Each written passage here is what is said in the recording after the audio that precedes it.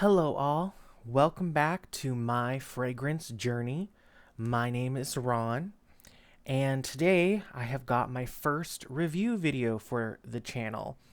My last video for the channel, which was the first video for the channel, was a kind of welcome and then also a haul video. And as you'll know if you watched it, which if you did, thank you so much.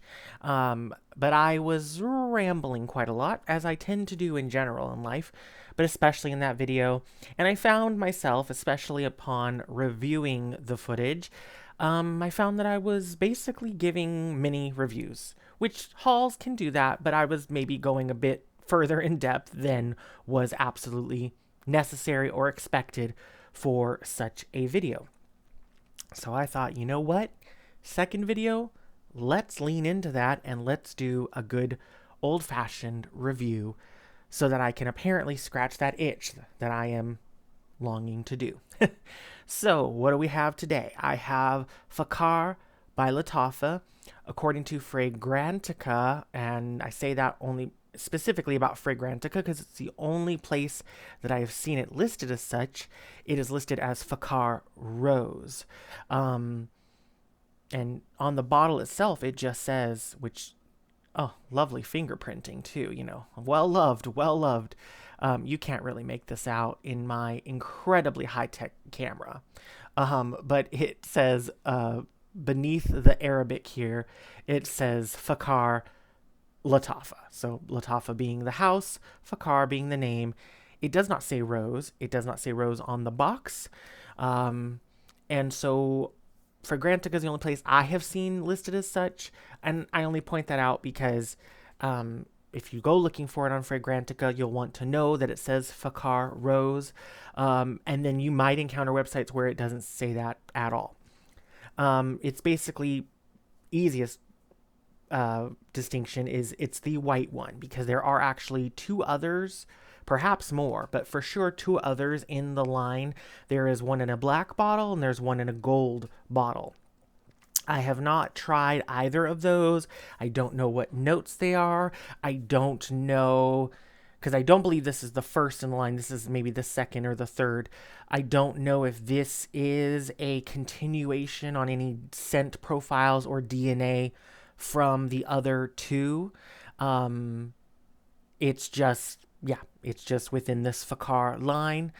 And it is also, as far as I know, not a dupe or clone or inspiration of any other fragrances that exist. Lattafa definitely does do those from time to time, but this one, as far as I know, is not. If it is, though, if I've missed that, if I never, heard that, and you know that it is, please let me know in the comments below because I would be very interested to check out whatever it's supposed to be emulating. And of course, if it's something I'm not familiar with, would love to sample that as well and see how I find that. But back to Fakhar. So this is a fragrance that's just listed, at least on Fragrantica, as a floral. And it is. I would say, though, it is a fruity, musky floral. And I will go ahead and go over the notes now, but really those are the main takeaways, and that's all I really get. And with the notes also coming from Fragrantica, of course, but I will just touch on, because I know somebody is going to potentially balk at me using Fragrantica as a resource for notes. Here's the thing, notes are marketing, essentially. I mean, there are truths to them at times. Actually, fairly often there's truth to them, but there is also a fair bit of marketing mixed in as well. And that is something that you will find all over. So you'll find that directly from the brands' houses themselves, where we've got, especially when we, a lot of things are fantasy notes. What is a fantasy note? Well, things like, from my understanding, fig is a fantasy note. There's no actual direct distillation or concentrated oil or whatever that's coming from the fig tree. It's something that in fragrance they are mixing up other existing elements, and those are what we're getting as what we call fig, or certain parts of the fig notes, fig leaf, fig, all that. Same thing when we're dealing with something like, if a fragrance has bubble gum. Are they generally boiling down bubble gum and concentrating that? Probably not. Sometimes in certain situations they're both. Sometimes there are certain things where it's a fantasy note or it can be real, but the real is very expensive. Anyway, I digress. I say all this to say that notes are subjective as far as the brands are concerned. It's definitely a and if you see me on my phone here, sorry, I'm just pulling up some of my information and things, but it's definitely yeah, whatever the marketing team ultimately wants to convey. So with that, I say all that to say I'm going to use Fragrantica. It's easy. I've got the access to it. It has information.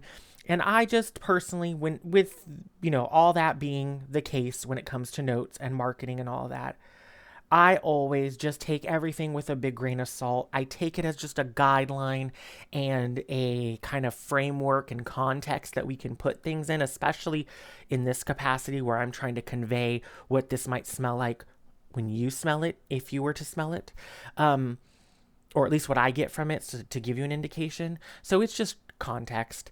And so I'm going to keep using Fragrantica, long story short.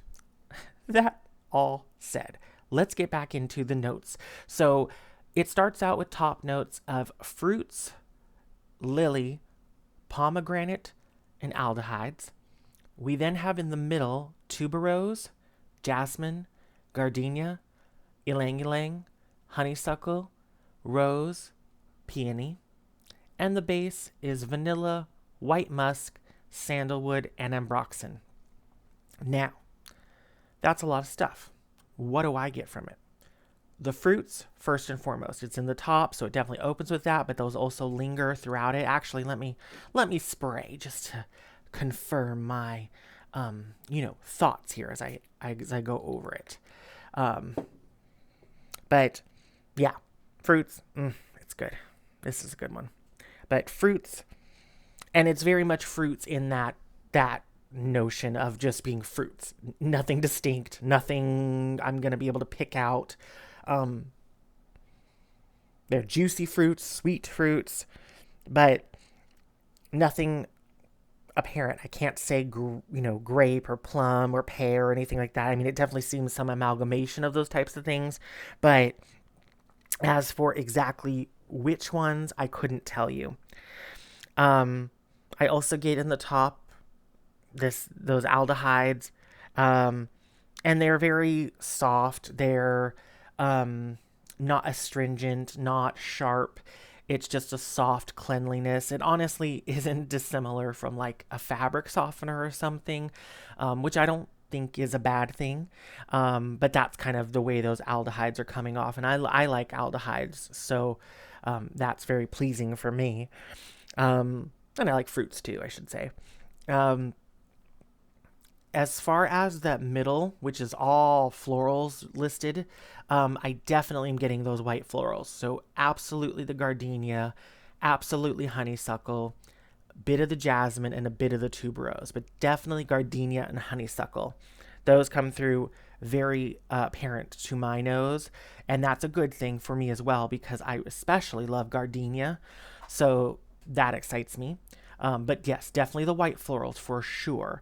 And then in that base, it's the musk. It really is. I said it before, fruity, floral, musky, and that is it. So that white musk, the ambroxan to a degree, because that can kind of get musky sometimes, ambery, musky. But yeah, it's really just that musk that's coming through. And so with all of that, we're having fruits, we're having florals, we're having musks, white florals at that. So where does that leave us? It leaves us with a very, and I'm going to try not to say this a million times because that's all I can ever think of, a very middle of the road fragrance. And I don't say that disparagingly or negatively. Some might see it as such. I don't. I think that's to its credit, because this is a fragrance that to me is a very mass market, also to its credit. This is an inexpensive fragrance. I initially purchased it back when it launched around 2022, and it was about $25. And these days it seems to be going for around the same, plus or minus a little bit, depending on where you get it. But yeah, it's around $25. And for $25 to get something that is middle of the road, it is mass market. It is something that I would absolutely see a designer fragrance coming out with, a celebrity fragrance, or even a drugstore type fragrance coming out with.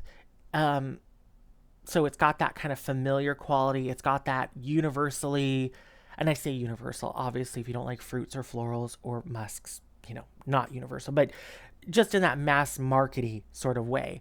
It's got that pleasing quality to it. It's got those elements to it. And so to get that at a $25 price point, with which I should add on, with that making it such a versatile fragrance because it is so down the middle, I think that's great, because this is truly versatile. This is my little black dress of a fragrance. That's the kind of wheelhouse it is in for me. It's no, and a little black dress is actually too specific. No, this is like,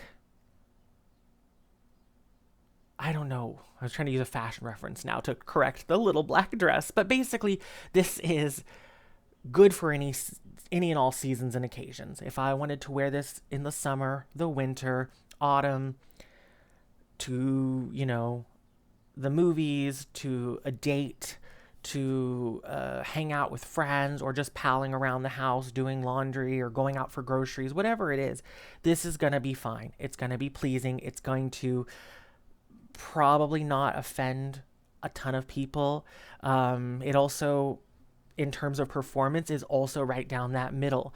So it's not a beast, but it's also not a skin scent. It's going to project within arm's length. It's going to get some sillage, but it's not going to be this lingering cloud that's in the room that you've left for 6 hours. It's also lasting power. It's right in the middle. I'm getting usually about 5 to 6 hours before I would feel the need to reapply. Now, of course, some of this is going to be dependent on how much you do apply, and especially if you're applying to clothes, hair, things like that. I typically apply this to my skin and sometimes my clothes, usually about 8 to 10 sprays.